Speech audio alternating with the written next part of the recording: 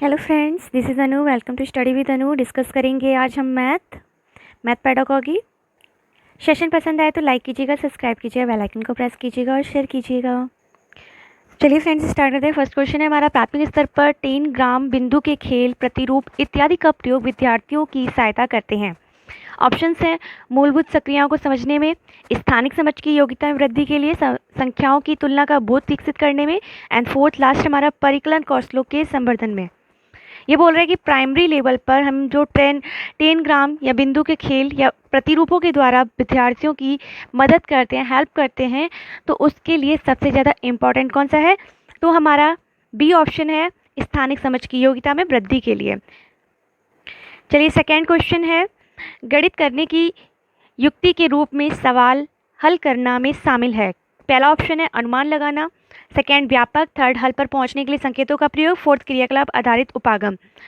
So question कह रहा है कि मैथमेटिक्स की युक्ति को मतलब सॉल्व करने के लिए, क्वेश्चंस को सॉल्व करने के लिए सबसे ज़्यादा इंपॉर्टेंट क्या होता है?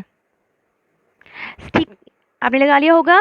फोर्थ ऑप्शन है हमारा क्रियाकलाप पर आधारित उपागम के लिए। ठीक है फ्रेंड्स, क्योंकि हल पर पहुंचने के लिए संकेतों का प्रयोग होता है, मगर सबसे ज़्यादा इन्होंने पूछा है सबसे युक्ति के लिए, तो फिर हम लगा सकते हैं क्रियाकलाप पर आधारित उपागम।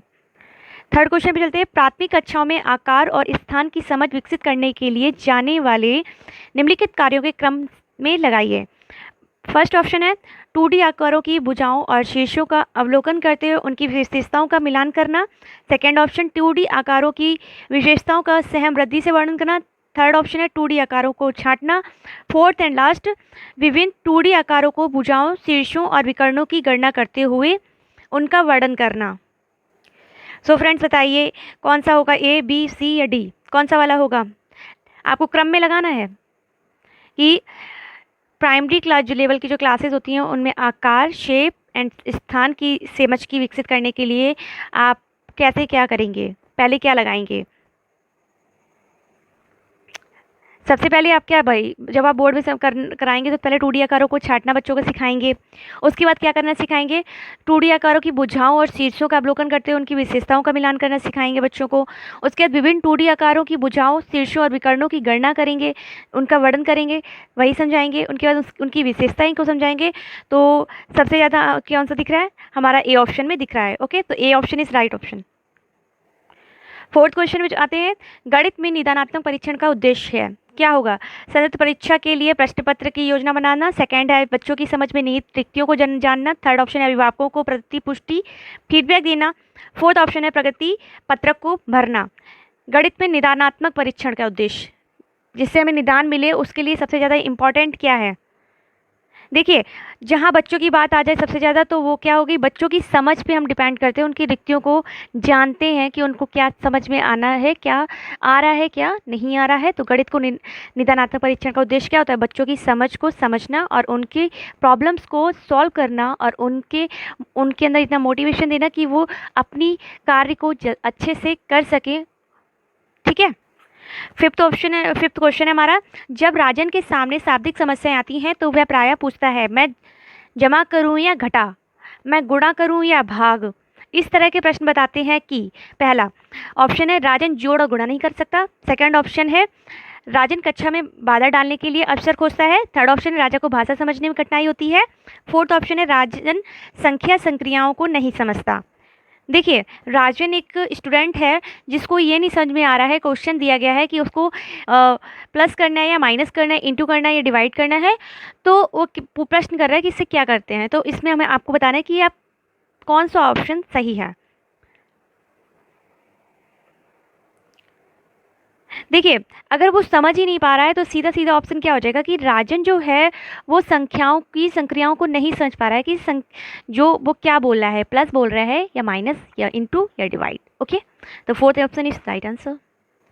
सिक्स क्वेश्चन है हमारा, क्षेत्रफल की अवधारणा से परिचित कराने के लिए शिक्षक डैश से शुरुआत कर सकता है। पहला, भिन्न आकारों की आकृतियों का क्षेत्रफल ज्ञात करने के लिए सूत्रों को स्पष्ट करना। दूसरा, हथेली, पत्ते, पेंसिल, नोटबुक आदि विभिन्न वस्तुओं की सहायता से किसी आकृति के क्षेत्रफल की तुलना करना। थर्ड, आयत की लंबाई और चौड़ाई का पता लगाना और आयत के क्षेत्रफल के सूत्र लंबाई इंटू चौड़ाई का प्रयोग करते हुए क्षेत्रफल ज्ञात करना। फोर्थ ऑप्शन है इकाई वर्ग गणन की सहायता से आकृतियों का क्षेत्रफल ज्ञात करना। तो फ्रेंड्स सीधा सीधा हमें पता चल जाता है कि हम जब भी क्लास में स्टूडेंट्स को समझाने का कार्य करते हैं तो हम उसको क्या कहते हैं, किसी ना किसी माध्यम से समझाते हैं, किसी ना किसी इंस्ट्रूमेंट के द्वारा या फिर किसी ना किसी ऐसी चीज़ को दिखाते हैं जिससे बच्चा जल्दी से जल्दी आसानी से सीख जाए। तो सिंपल सी चीज़ है कि अगर हम कुछ भी पढ़ा रहे हैं, अगर हम क्षेत्रफल भी पढ़ा रहे हैं तो हम क्या करेंगे, हथेली, पत्ते, पेंसिल, नोटबुक आदि की विभिन्न वस्तुओं की सहायता से आकृति का क्षेत्रफल की तुलना करना बच्चों को सिखाएंगे। सो 6 का B option is right answer. 7th question है कि एक अच्छा गणितज्ञ होने के या के लिए डैश जरूरी है। सवालों के उत्तर देने की तकनीक में निपुणता, अधिकतर सूत्रों को याद करना, बहुत जल्दी सवालों को हल करना, सभी अवधारणाओं को समझना, लागू करना और उनमें संबंध बनाना। देखिए एक अच्छा मतलब एक गुड मैथमेटिशियन बनने के लिए क्या सबसे ज़्यादा ज़रूरी है? सवालों के उत्तर जल्दी जल्दी दे देना, उनमें निपुणता मतलब पूरा परिपक्व हो जाना, सारे फॉर्मूलेज याद कर लेना, या जितने भी क्वेश्चंस होते हैं उनको फटाफट से हल कर दिया, या फिर ये कि हम पहले उनको समझें कि सवाल क्वेश्चन जो है वो हमारा क्या बोल रहा है, हमको क्या कैसे सॉल्व करना है, हमको क्या फॉर्मूला फिट करना है। तो फिर देखिए अच्छा गणितज्ञ होने के लिए हमें सबसे ज़्यादा ज़रूरी यही होता है कि हम पहले उसको समझें, फिर लागू करें, फिर समझ बनाएं। ओके, तो D option is right answer. 8th question कह रहा है कि इन दोनों दाम बढ़ने से शुरू हो रहे हैं, निम्नलिखित में से कौन सा ग्राफ इस स्थिति का निपुणता करता है? फर्स्ट या फिर सेकंड या थर्ड या फोर्थ? देखिए कोई भी दाम है जो बढ़ रहा है, इन्फ्लेशन हो रहा है, बढ़ोतरी हो रही है, तो कौन सा डायग्राम है जो ये शो करेगा कि इस टाइप से दाम बढ़ता है? देखिए आज का भी न्यूज़पेपर था, उसमें भी दिखाया गया था कि कोरोना वायरस से संक्रमित जो लोग हैं उनका परसेंटेज इतना ऊपर गया है, इतना नीचे गया है, कहाँ का बढ़ा है, कहाँ का नहीं बढ़ा है, तो कौन सा राज्य मुक्त। तो फ्रेंड्स ये बढ़ना और जो बढ़ना दिखाया जाता है ग्राफ के माध्यम से, ये सीधा सीधा हमारा डी ऑप्शन है। ऐसे ही जब भी रेटिंग बढ़ती है तो वो इसी ग्राफ के माध्यम से बढ़ती हुई हमें दिखाई देती है, तो D option is right answer. 9th question, NCF 2005 मानता है कि गणित में सोचने एवं तर्क करने का एक निश्चित तरीका निहित है। नीचे दिए कथनों में से वह कथन चुनिए जो उपयुक्त सिद्धांत का पालन नहीं करता। फर्स्ट, आंकिक प्रश्नों को हल करने के लिए विद्यार्थियों को निर्धारित सूत्र बताना। सेकंड, उसे पढ़ाने की विधि बताना। थर्ड, कक्षा के लिए चुने गए क्रियाकलाप एवं अभ्यास। कौन सा ऑप्शन राइट होगा?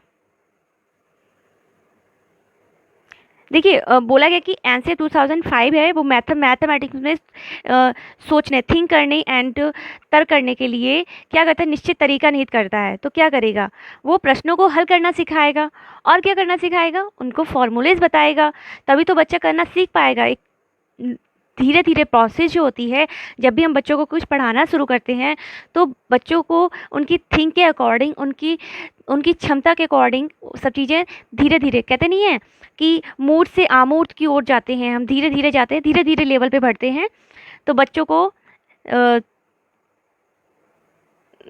सिंपल टू हाई लेवल लेके जाते हैं। ठीक है, चलिए तो 9 का ये क्वेश्चन राइट आंसर था। तो अब 10 क्वेश्चन पे आता है, एक शिक्षिका कक्षा से डैश एक बनाया गया है पर 1/8 निरूपित करने के लिए कहता है, निम्नलिखित में से कौन सा निरूपण गलत है? एक शिक्षिका है जो कक्षा से कहती है कि आपको एक बॉक्स दे रहे हैं हम, इस पर आपको 1/8 निरूपित करने के लिए कहता है, ठीक है, उनमें आपको कौन सा गलत लग रहा है? देखिए सब में अगर देखेंगे तो इसमें भी देखिएगा तो 8 पावर्स, इसमें भी 8 है, एक इसमें भी 8 है, 1 2 3 4 5 6 7 8, बट इसमें नहीं है। ठीक है, तो C option is right. Session पसंद आया हो तो लाइक कीजिएगा, सब्सक्राइब कीजिएगा, बेल आइकन को प्रेस कीजिएगा, शेयर कीजिएगा। धन्यवाद।